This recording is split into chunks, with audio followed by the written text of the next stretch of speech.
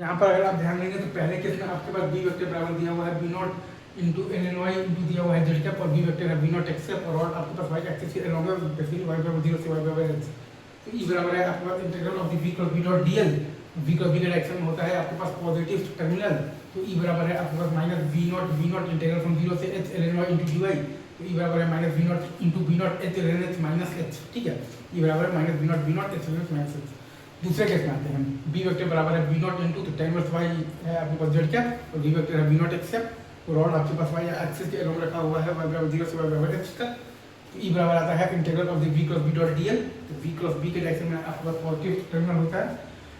तो ई बराबर है आपके पास minus v naught into B naught integral from 0 से h है आपके पास tan inverse Y into dy। तो ई बराबर है आपके पास minus v naught into B naught आपके पास tan inverse h into h minus half ln mod of 1 plus h square. E बराबर है minus v naught into B naught है आपके पास tan inverse h into h minus half ln mod of 1 plus h square. ठीक है।